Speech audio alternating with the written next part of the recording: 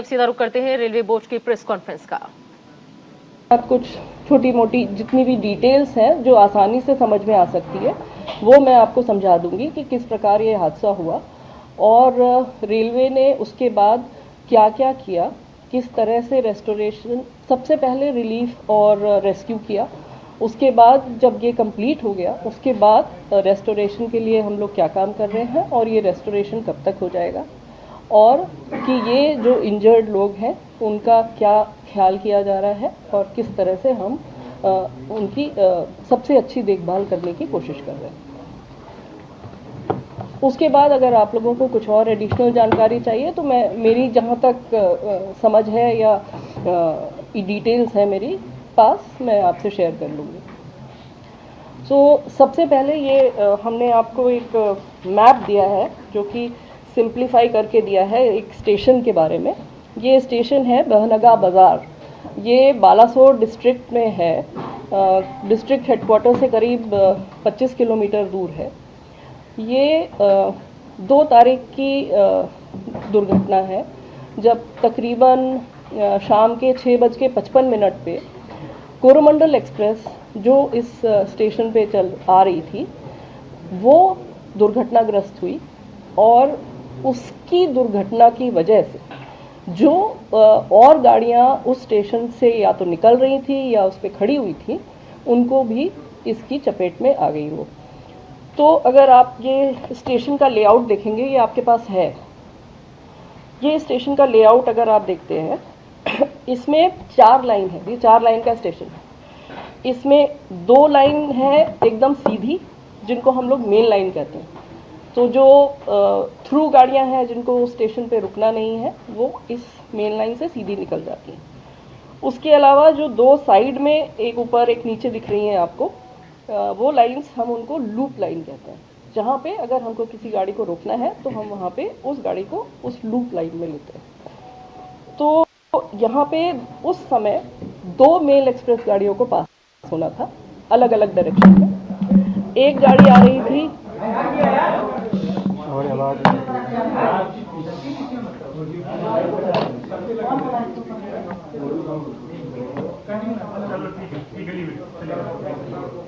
मैं फिर से बता देती हूँ, कोई नहीं, मैं फिर से बता देती हूँ उसमें कोई चिंता की बात नहीं। 4 लाइन का स्टेशन है, इसकी जो बीच की 2 लाइंस हैं वो मेन लाइन है जो कि अगर गाड़ी रुक नहीं रही है तो ज़्यादातर उससे जाती है, और जो 2 और लाइन है आजू बाजू अलग अलग वो लूप लाइन कहलाती हैं, जिसमें कि हमको अगर गाड़ी को रोकना है तो हम वहाँ पे उसको ले जाते हैं और उसको वहाँ रोकते हैं।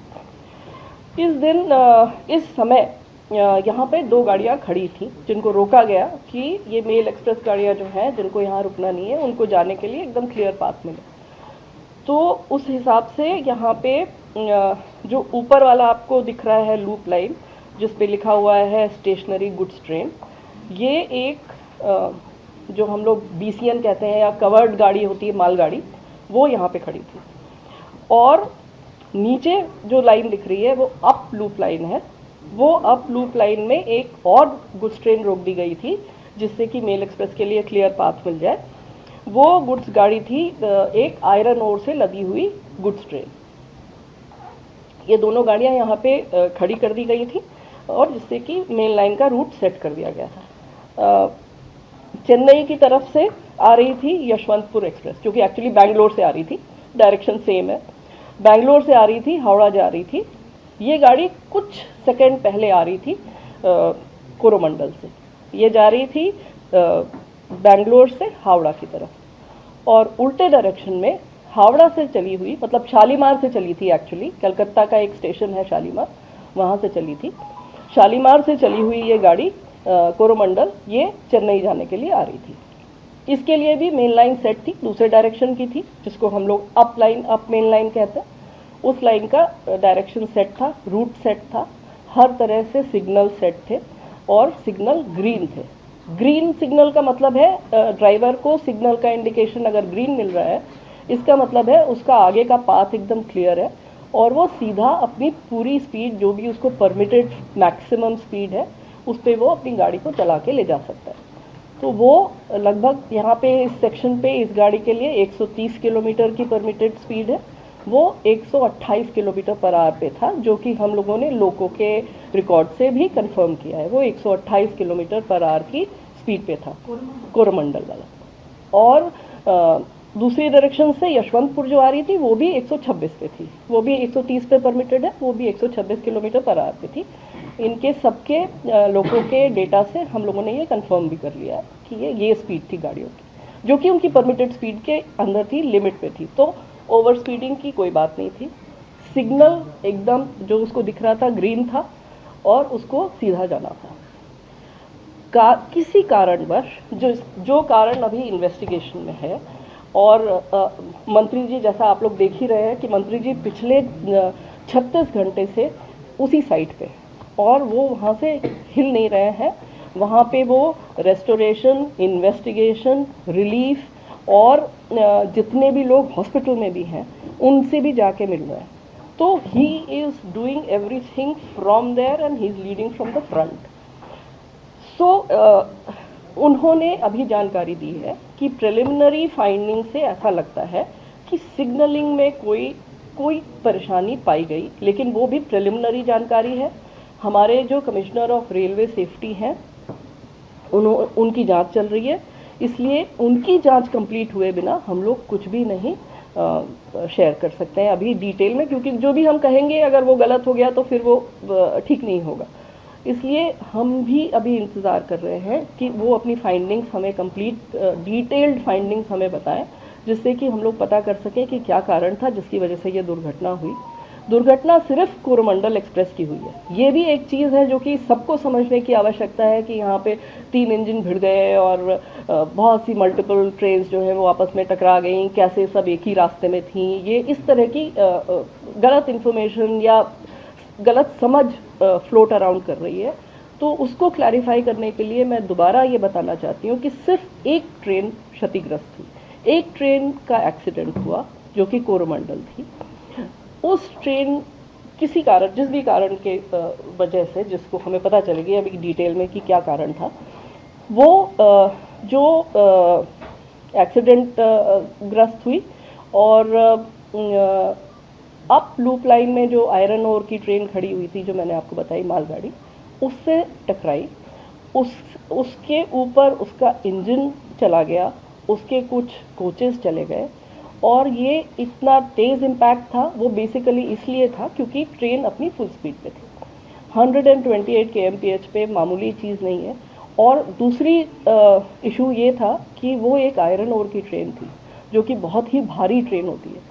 तो वो सारा इम्पैक्ट जो है, कोलिजन का इम्पैक्ट, अगर आप लोग किसी भी टेक्निकल कोलिजन एक्सपर्ट से भी पूछेंगे, कोलिजन का इम्पैक्ट उसने कम्प्लीटली रिजेक्ट कर दिया, क्योंकि वो आयरन ओर भरी हुई ट्रेन थी। एंड द एंटायर पूरा का पूरा इम्पैक्ट जो है वो सारा का सारा ट्रेन के ऊपर आ गया। कोचिंग ट्रेन थी ये।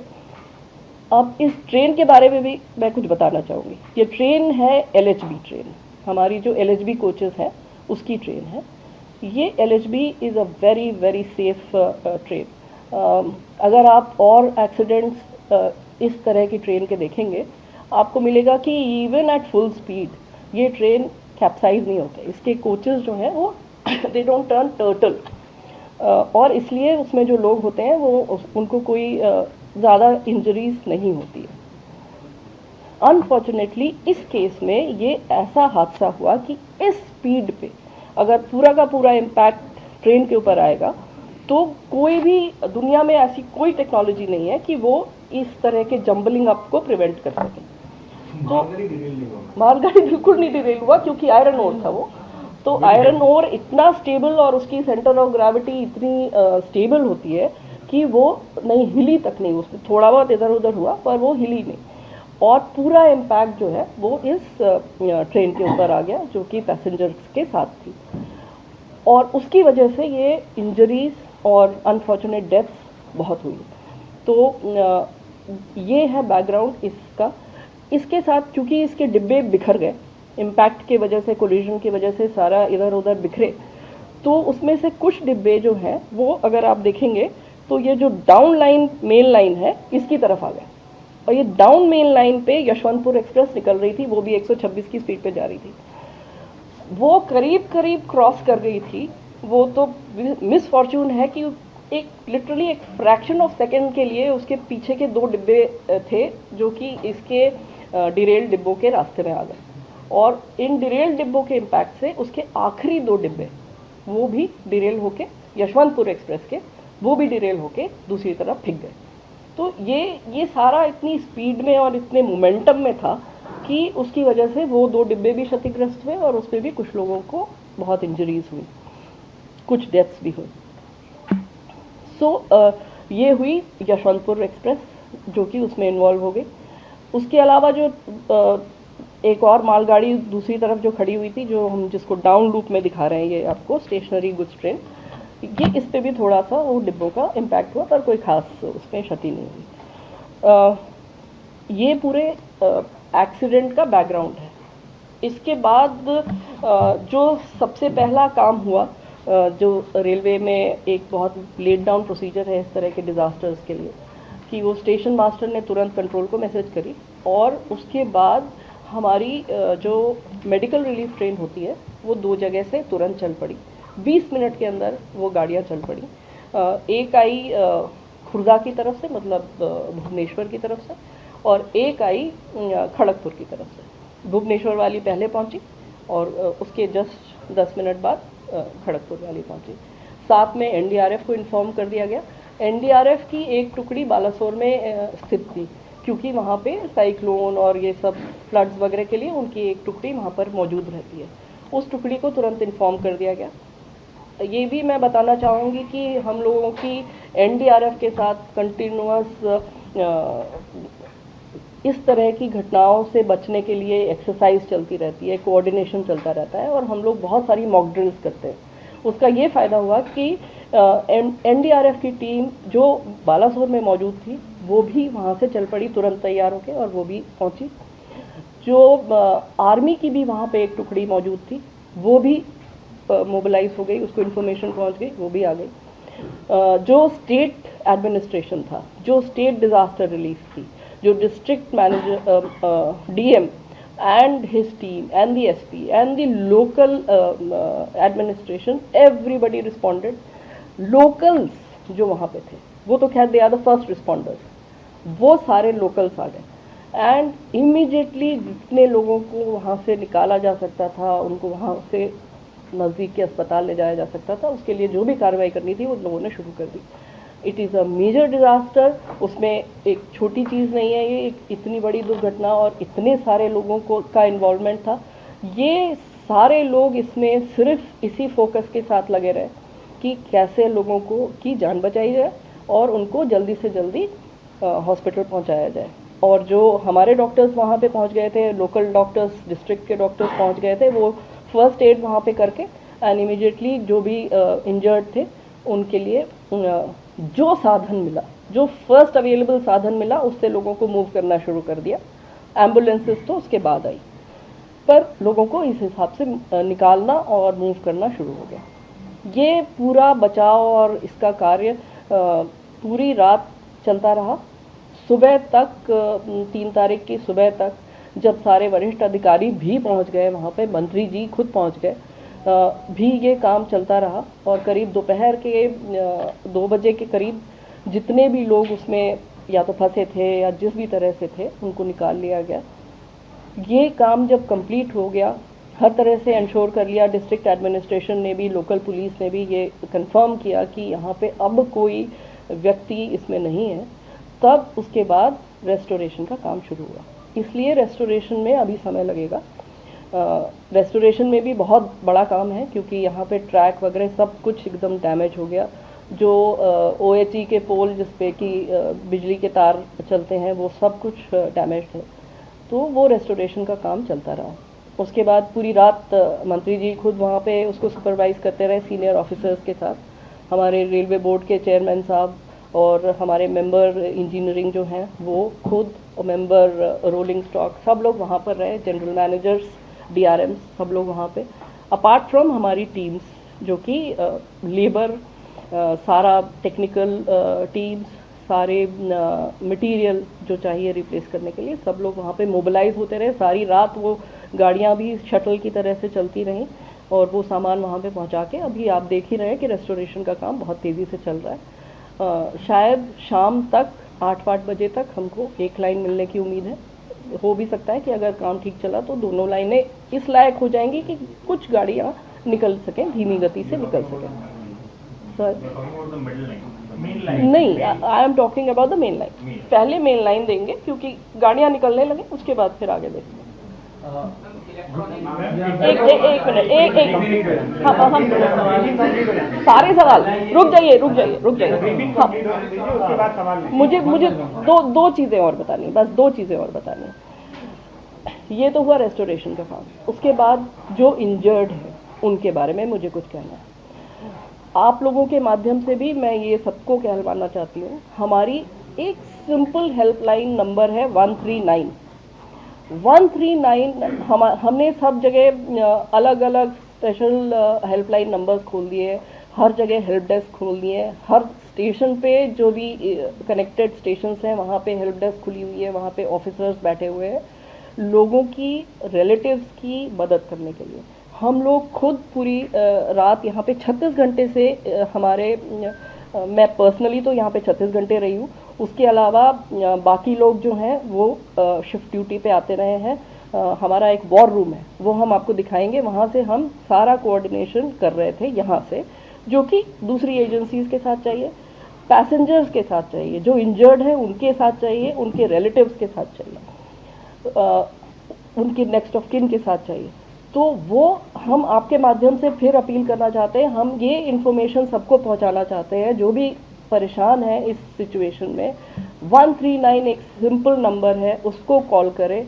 वहाँ पे हमारे ऑफिसर्स बैठे, वहाँ पे कोई कॉल सेंटर के ऊपर हमने नहीं सिर्फ काम छोड़ रखा है कि वो जो आपको 1 घंटे करेंगे और कहेंगे कि अब आप ये नंबर डायल करिए, अब वो नंबर डायल करिए, या आप इससे कॉन्टैक्ट करिए और हमें नहीं पता, हम बताएंगे आपको। इस तरह की चीज़ से हमने इसको निकाल के हमारे सीनियर ऑफिसर्स वहाँ पे बैठे हुए हैं जो कि खुद एक एक कॉल का जवाब दे रहे हैं और जितनी मदद हो सकती है लोगों को कनेक्ट करने की वो हम कोशिश कर रहे हैं। इसमें अगेन आपके माध्यम से मैं सब पब्लिक को ये कम्युनिकेट करना चाहूँगी कि किसी के भी अगर कोई relatives, friends, anybody known to them अगर इसमें फंसे, इसमें अफेक्ट हुए हैं, प्लीज़ कॉल 139। हम उनको बालासोर जहाँ के हॉस्पिटल्स में लोग हैं, भुवनेश्वर जहाँ पे हॉस्पिटल्स में लोग हैं, वहाँ तक हम उनको पहुँचाएंगे। हम उनकी journey, we will take care of their journey, we will take care of connecting them to their loved ones, their friends जो भी इसमें इंजर हुए हैं। हम उनके वहाँ पे लोकल मूवमेंट का अरेंजमेंट करेंगे। हम वहाँ पे अगर उनको कहीं रहने की व्यवस्था चाहिए, उनको खाने की कोई ज़रूरत होगी, वो भी हम लोग देखेंगे। हर एक पेशेंट के साथ हमारा एक स्काउट एंड गाइड नॉमिनेटेड है जो कि उस पेशेंट की और जितने भी उनके रिलेटिव्स, उनके वेल विशर्स उनके साथ हैं, उनके साथ उनकी जितनी भी तरह की मदद उनको चाहिए, किसी भी तरह की मदद उसको करने के लिए तैयार है। तो ये प्लीज़ इन्फॉर्मेशन फैलाने की ज़रूरत है, ये सबको बताने की ज़रूरत है कि वो परेशान नहीं हो। 139 पे कॉल करेंगे तो हम उनके साथ कनेक्ट हो जाएंगे, फिर हमारी जिम्मेदारी, it is our responsibility to connect to that. ये एक आइटम। दूसरा, जो एक्सग्रेशिया पेमेंट अनाउंस हुआ, मंत्री जी ने जो माइनर इंजरी है उसके लिए 50,000, जो सीरियस इंजरी है उसके लिए 2 लाख, और अगर किसी की अनफॉर्चुनेटली डेथ हो गई है तो उनके नेक्स्ट ऑफ किन को 10 लाख की घोषणा की हुई है। ये हम लोग कंटिन्यूसली इसका वितरण कर रहे हैं। जितने भी इंजर्ड लोग हैं और जो हॉस्पिटल में हैं अभी भी, उनको हम लोगों ने इंश्योर किया है कि उनको एक्सग्रेशिया पेमेंट तुरंत हो जाए। उनको जिस भी तरह की आर्थिक मदद चाहिए वो तो मिल ही जाए, उसके अलावा हमें जो करने की और आवश्यकता है वो हम कर ही रहे हैं, वो मैंने आपको बताया है। हाँ, करीब 3.5 करोड़ हम लोग अभी तक डिस्पर्स कर चुके हैं टू वेरियस पीपल। सो ये इन्फॉर्मेशन भी अगर आपके माध्यम से आम लोगों तक पहुंच जाए, जो भी कंसर्न लोग हैं उन तक पहुंच जाए, तो हम I will be really thankful. That is my request. इसके बाद I am ready to take the question. I have all the time. I have all the time. I will answer everybody. Can we talk one by one? One by one. एक data add कर लीजिए. Ma'am ने जितना बोला है जो disbursal हुआ है सब बताऊंगी. I'll tell you everything. I'll tell you जो everything. डिसबर्सल हुआ है तो मैम ने जो बताया उसमें एक डेटा और ऐड कर लीजिए. टोटल 285 केसेस में 3.22 करोड़ 285 लोगों ने क्लेम लिया है. 285 हाँ जी, 285 और लोगों ने क्लेम लिया है और 3.22 करोड़ अभी हुआ है. अभी काफी बांटना बचा है. लोग आ रहे हैं, वेरिफिकेशन होकर तुरंत दिया जा रहा है. और टोटल 6 लोकेशन पे हम लोग डिसबर्सल कर रहे हैं. 3.22 करोड़. हाँ, 6 लोकेशन पे हम लोग डिसबर्सल कर रहे हैं. अब क्वेश्चन लेंगे please. Good afternoon. Be patient. I will answer every single question. मैं moderate good afternoon ma'am, I am Gaurav from ANI. मेरा आपसे ये सवाल है कि जितनी भी अभी जानकारी आप लोगों की सबों की जानकारी के लिए मैं सबसे पहले आपको ये बताना You चाहूँगा. introduce yourself. You introduce. मैं संदीप माथुर हूँ. I am principal executive director signalling. जो हम लोगों के कोई भी स्टेशन होता है जिसमें आपने देखा कि 2 लाइनें जो जा रही हैं, एक अप और एक डाउन, उस स्टेशन पे 2 और लूप लाइंस होती हैं. तो उस मेन लाइन पे अगर सीधा ट्रेन को चलना है तो कोई इशू नहीं है, बट अगर लूप लाइन में हमें ट्रेन को ले जाना है तो एक पॉइंट होता है जो कि इसमें आपको दिखाया हुआ है नक्शे में. उसके ऊपर तो उस पॉइंट को हमें ऑपरेट करना होता है जिससे वो आगे पीछे ट्रेन सीधी जाएगी या लूप में जाएगी. दूसरी चीज़ हम लोगों को ये डिटेक्ट करना होता है कि वो आगे की जो ट्रैक है वो ऑक्युपाइड है या अनऑक्युपाइड है. तो 2 चीज़ें हो गई बेसिकली, एक पॉइंट और एक ऑक्यूपेंसी ऑफ ट्रैक.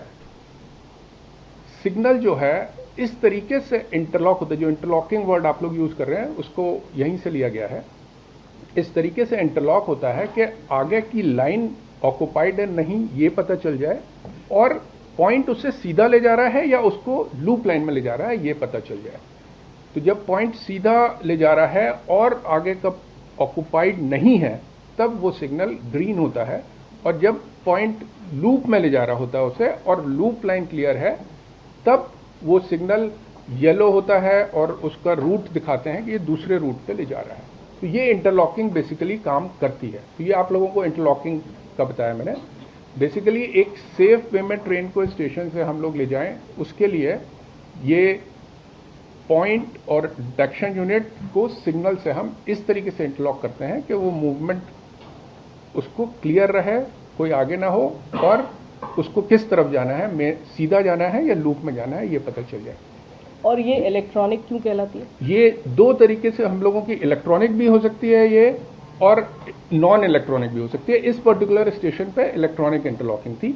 जब ये इंटरलॉकिंग हम किसी कंप्यूटर बेस्ड सिस्टम से हम लोग करते हैं, वो उसमें ये डिफाइन हो जाता है कि आगे का ट्रैक ऑक्युपाइड है या नहीं, वो हम इलेक्ट्रॉनिकली पता करते हैं और उसमें आपस में इंटरलॉकिंग कर देते हैं, तब इलेक्ट्रॉनिक इंटरलॉकिंग कहलाती है. और कई जगह पे हम लोग रिलेज से ये इंटरलॉकिंग करते हैं, और कई जगह पे अभी भी कुछ स्टेशन पे, कहीं पे नहीं कहूँगा, अभी सिर्फ आउट ऑफ 7000 स्टेशन कुछ 100 स्टेशन पे लीवर्स के थ्रू हम ये लोग इंटरलॉकिंग करते हैं.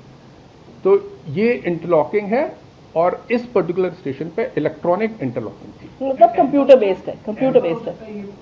और जो लोग इसके लिए रिस्पॉन्सिबल है क्या उनको चिन्हित कर लिया गया है, उनको पहचान हो गई है? I answer that. कहीं टेंशन भी हो सकता है? मैं बताती हूँ आपको. सिग्नल था अपने ग्रीन पे. Just calculating this question, can there be a malfunction in this? And how is it possible if it can be a malfunction or not? Let us answer both the questions. One, it is supposed to be tamper proof. It is तो railway board की press conference को आप सुन रहे थे, जिसमें अहम जानकारियां जो है उस हादसे को लेकर साझा की जा रही हैं कि कैसे अंतिम डिब्बों में टक्कर हुई और कैसे सूचना के बाद राहत टीम जो थी वो 20 मिनट के अंदर वहां पर पहुंची.